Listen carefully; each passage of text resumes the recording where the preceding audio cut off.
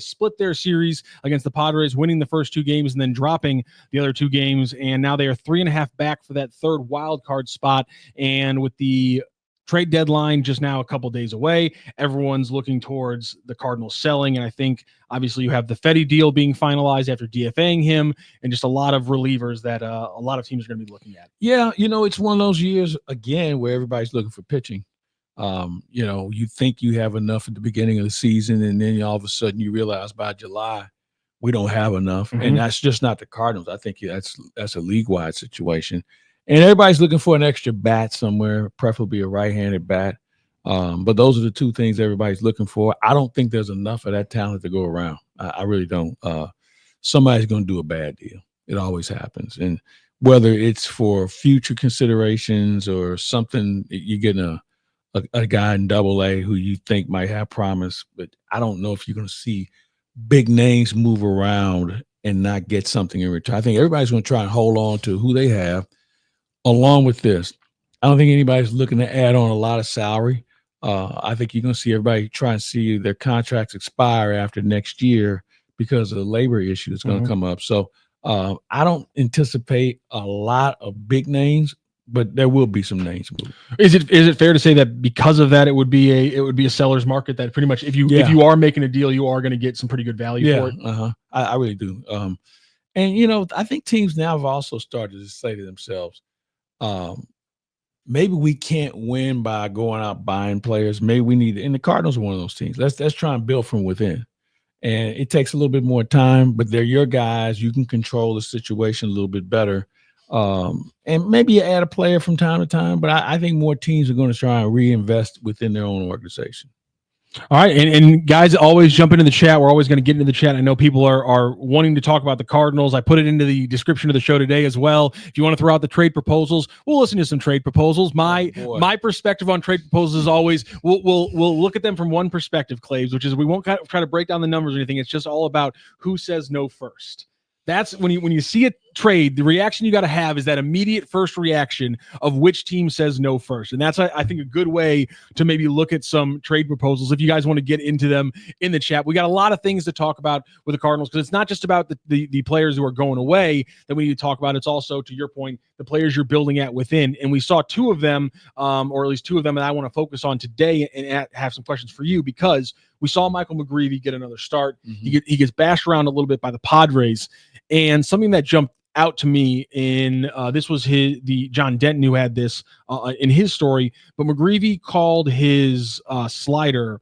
I want to make sure I get this right. He called his slider his strikeout pitch, his rollover pitch, and his weak contact pitch. And we saw against the Padres, when he doesn't have the slider, when he can't place it, he's going to get beat around. Doubles pitch. Yes. Gap pitch. Is this a guy who's leaning too much on one thing and he's going to need to expand his repertoire this offseason? I think so. He's not an overpowering guy. So I know we talk about looking for swing and miss, but he's not a swing and miss guy. He's kind of that last of that generation of pitch to contact players that the Cardinals drafted. When his slider's working, it's pretty good. But this is the big leagues, man. They can sit on that pitch now, and you have to have a fastball to go with it. And it's a growth process. And I think the most important thing for him is to be here and understand how this works at the big league level. That means being with Dusty Blake and being better prepared, understanding things a little bit more. And also, as you mentioned, working on pitches that he's going to probably have to have in order to be a successful middle rotation guy.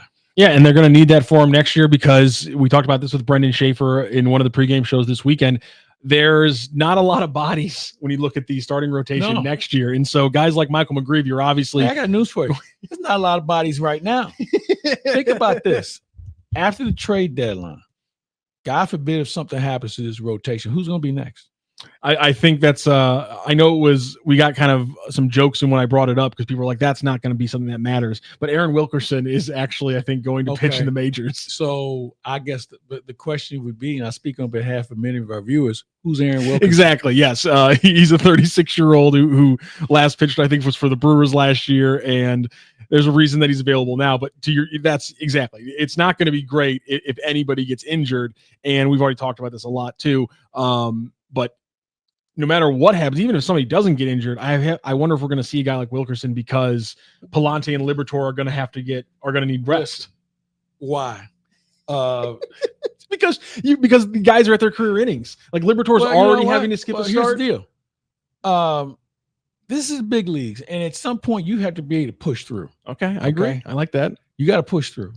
And while I know that some of these guys are reaching their innings limits, I think if you want to stay in this game, you have to find a way to be better than what last year's numbers were. And if that means, hey, I'm going to put maybe 12, 14, 16 more innings on my arm, okay. Because I'm of the belief that with the training and all the things we hear about these guys doing in the offseason and in season, you should be able to pitch more. I'm sorry. I mean, this is not an old school observation, but if you're bigger, faster, stronger, shouldn't you be a little bit better than what you were last year? You think so? Yeah. Yeah. So push on, man.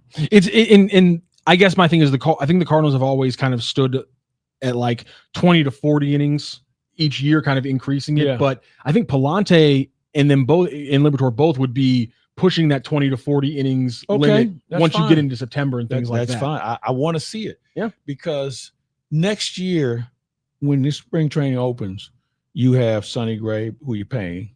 You have Liberatore, who's made significant improvement. And then obviously McGreevy's going to get a long look. You think Quinn Matthews is ready? I don't know. But that's still not going to be enough. It's not going to be enough. So you have to figure out a couple of things. One, is there a free agent out there you might want to entertain? Or is there someone you want to trade for that you have control over? And then you're going to have to get lucky and hope somebody in the minors wows you in spring training. And, every year we think we have that guy. And for one reason or another, either he gets hurt or maybe he doesn't pan out like you thought. And you just say, okay, now what?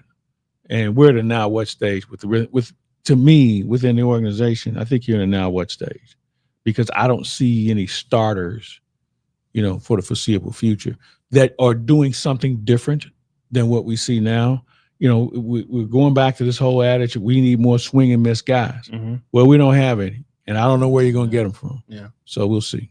Yeah, it's going to be a big factor. And the other thing I think a lot of people overlook is that this pitching rotation isn't changing to swing and miss next year. It's going to take a while. And the part of the connection to that is that you still have to think about defense. Because I think there's a lot of people who want to make certain moves on the defensive side. But if this is going to be your pitching staff for next year and all these guys are still pitch to contact guys, well, then defense up the middle is still going to be an absolutely prime thing you have to think about when you look at roster build for your lineup. Yeah. And, you have a good nucleus already with Donovan and Mason Wynn and Victor Scott II. They do a nice job. You want to be better behind the plate. I think Pages has done well with what he has with his skill set. He's struggling right now, I think, on both sides of the ball. But that may be just wear and tear. I mean, this is a guy who last year was like the fourth catcher, and now he's playing every day virtually. So it's one of those deals that, the talent level catches up to you, or the lack of, or this is as far as you can go. So, but overall, I think in your corners, Walker has made some improvements. Yes. Big catch last night. Wilson Contreras has done an admirable job at first base. Yeah. Third base, Nolan Arenado's playing as good at third base as he has in the last 3 years. Now, his offense hasn't caught up to him. But what's that look like 2 years from now? Is it Gorman or is it somebody else? Is it Weatherholt? I mean, there's so many things that are up in the air. So I think it's important for the Cardinals to do two things. Obviously, you start the seasons, we like to be in postseason. Well, yeah, I would agree with you. But also you have to say, let's find a way to compete. Let's find a way to be better and not just accept mediocrity.